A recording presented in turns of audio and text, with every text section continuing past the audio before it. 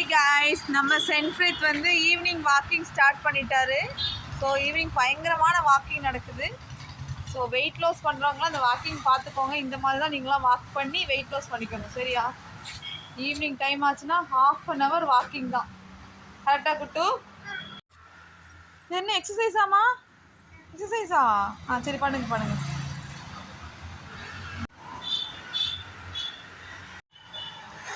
என்ன எக்ஸசைஸு? புது எக்ஸசைஸா? பண்ணுங்க. பண்ணு